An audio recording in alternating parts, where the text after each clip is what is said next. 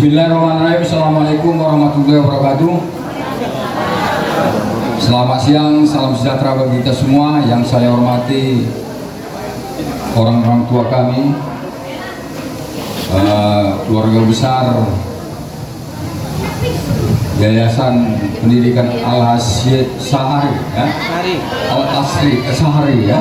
Al-Asari, ya? Yang ada di Medan Krio ini. Bapak Kepala Desa, senior saya Bang Redlak Parawat, Bapak Ibu, para pendidik maupun wali murid yang kami hormati dan kami muliakan, anak-anak kami semua yang berbahagia. Pertama-tama marilah kita panjatkan puji dan rasa syukur kita kehadirat Tuhan Yang Maha Kuasa Allah SWT, karena atas segala karunia-Nya kita dapat bertemu bersilaturahmi pada siang yang berbahagia ini. Tentunya harapan kami bahwa pertemuan ini mendapatkan keberkahan dan kita semua diberi kesehatan dan keselamatan sehingga kita semua dapat menjalankan tugas dan fungsi kita masing-masing. Selawat dan salam tak lupa disampaikan pada junjungan Nabi besar Muhammad SAW, karena sahabatnya sangat kita harapkan di dan hari kelak. Orang-orang tua kami yang kami hormati, Bapak Ibu yang kami muliakan, saya mengucapkan selamat haul. Sebenarnya haul ini peringatan atas meninggalnya kedua orang tua kita, ya, bukan tasakuran. Sebenarnya peringatan bahwa esensi yang ingin kami dapatkan bahwa orang tua kita sudah memberikan kontribusi, ya, terhadap kehidupan, khususnya pendidikan yang ada di Medan Krio ini, ya. Syukur alhamdulillah kita sebagai ahli warisnya, ya, keturunannya dapat mempertahankan dan menambah, ya, apa yang sudah diberikan oleh orang tua kita. Ini sebuah pembelajaran, ya, bagi kita semua bahwa apa yang disampaikan para ustadz tadi, baik Ustadz Rudi maupun Ustadz yang sudah memberikan pikiran-pikirannya, bahwa apa yang dilakukan oleh kedua orang tua kita ini, ya, akan terus berdampak pahalanya kepada mereka berdua jika apa yang diwariskan, apa yang legacy, ya, ataupun sebuah sejarah yang ditinggalkan ini bisa bermanfaat bagi orang lain. Saya melihat bahwa apa yang dilakukan oleh kedua orang tua kita ini dapat diteruskan oleh keturunannya. Alhamdulillah, kita ucapkan kepada Allah.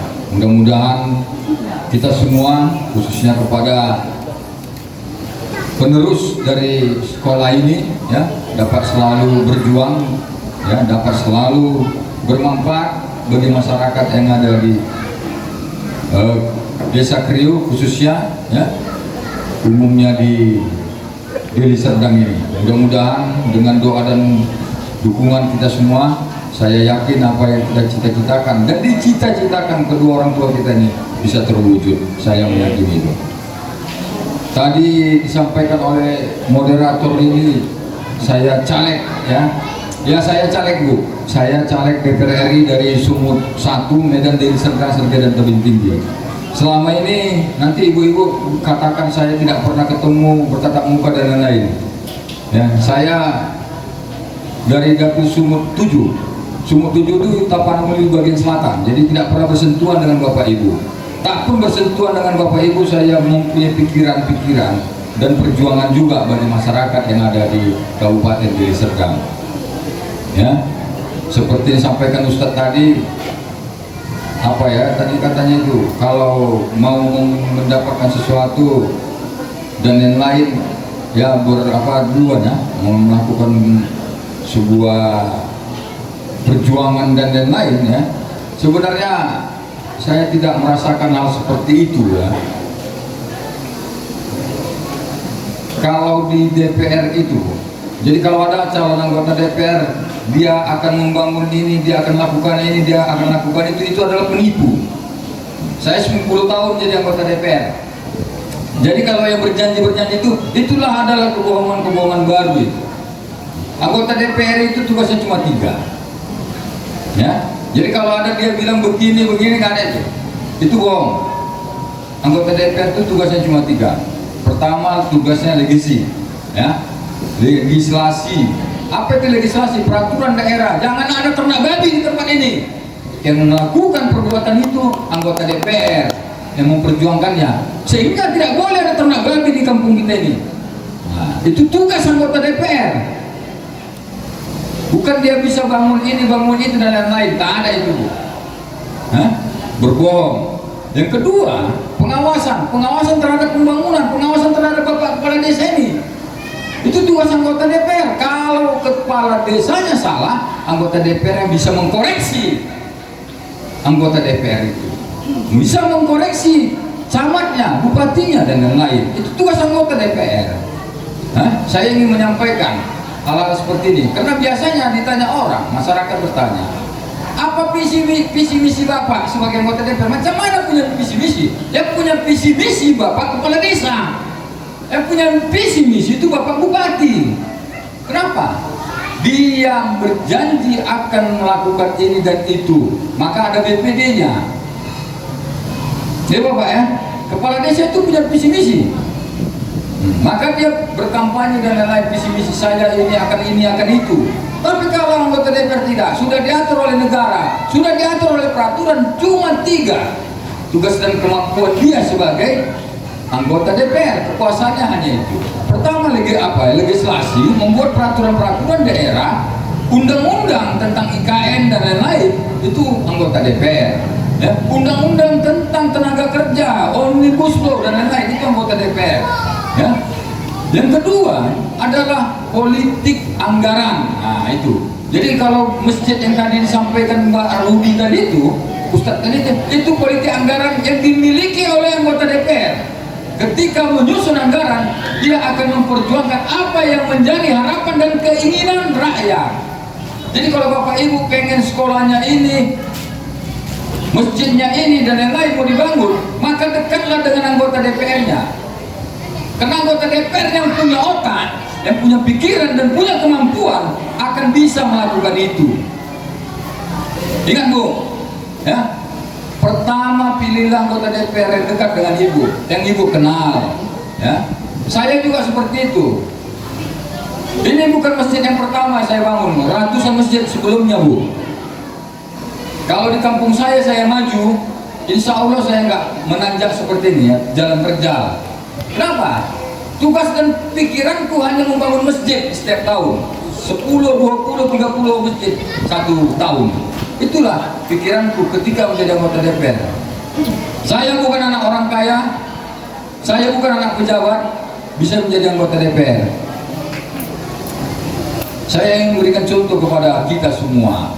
Jadi jangan kecil hati kalau kita bukan anak pejabat, kecil hati bukan anak orang kaya, sehingga tak punya mimpi dan harapan lagi ibu-ibu dan bapak-bapak terhadap anak-anak kita semua. Kalau ibu-ibu ingin negara ini lebih baik, anak-anak kita lebih baik, punya harapan yang lebih baik, maka berikan dia pendidikan yang lebih baik.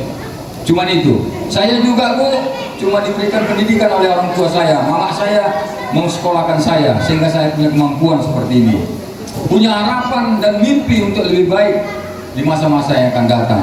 Saya mengajak kepada kita semua lakukan pemilu ini dengan riang gembira, ya. Mudah-mudahan dengan riang gembira, tidak ada lagi pembelahan. Saya yakin pemilu ini akan melahirkan para pemimpin yang lebih baik. Saya juga berharap kepada kita semua yang ada di tempat yang berbahagia ini, ya, supaya memberikan suara kepada orang yang tepat, supaya ibu dan bapak-bapak juga tidak menjadi orang yang merugi, ya. Jangan pilih karena sekarung beras Bu ya. Jangan pilih karena sekarung beras, karena harga ibu hanya sekarang beras dalam tempo 5 tahun. Nah, itu yang ingin saya sampaikan. Pilihlah orang-orang yang mempunyai kecakapan, kemampuan untuk memperjuangkan apa yang menjadi harapan ibu-ibu semua. Pilihlah orang-orang yang ibu kenal. Pilihlah orang-orang yang mempunyai kecakapan dan kemampuan untuk memperjuangkan aspirasi masyarakat. Saya juga seperti itu, Bu. Modal saya menjadi anggota DPR ini nggak banyak, Bu. Pertama, saya punya keluarga, ada Rudi dan keluarga kami di tempat yang berbahagia ini. Yang kedua, modal saya apa? Tetangga. Saya orang Medan, Bu. Saya asli orang Medan. Saya orang kota Medan. Lahir besar SD, SMP, kuliah dan lain-lain. Orang di sini, Bu. Kenapa orang luar bisa menang? Saya mau tanya kepada ibu-ibu, bapak-bapak. Kenapa orang luar yang tak pernah memijak Medan Clio ini bisa menang dan punya suara di tempat ini? Itu kan sebuah keajaiban. Satu-satunya cara dia menang itu bukan uang, Bu. Gak mungkin yang lain. Yang ketiga, apa modal saya menjadi calon anggota DPR? Saya udah 2 periode, Bu, terpilih menjadi anggota DPR. Jaringan kawan-kawan, sahabat dan lain-lain. Itulah modal saya. Kekurangan saya ada, Bu, kelebihan saya ada. Yang ketiga tadi adalah kelebihan saya, dan kekurangan saya yang paling menonjol, saya kurang kaya raya. Nah itu aja bedanya. Ya, ingat gue ya, saya kurang kaya raya, bukan nggak kaya. Nah, artinya bukan nggak punya modal untuk jadi calon. Nah, tapi kurang kaya raya dibandingkan yang lain itu, karena dia cuma modalnya itu menjadi calon, cuma modal uang gitu. Karena dia nggak punya keluarga di sini, nggak punya tetangga di sini, dan nggak punya kawan-kawan di sini. Saya punya semua itu. Saya pikir itu yang ingin saya sampaikan. Lebih dan kurang saya mohon maaf kepada Bapak Ibu semua, khususnya kakak-kakak saya, kakak-kakak kami ya, dari yayasan dan para kepala sekolah, Bapak Kepala Desa dan sahabat saya ini. Terima kasih. Sekaligus saya mohon maaf kepada kita semua, dan kepada Allah saya mohon ampunan. Jazakumullah. Wabillahi taufiq wal hidayah. Wassalamualaikum warahmatullahi wabarakatuh.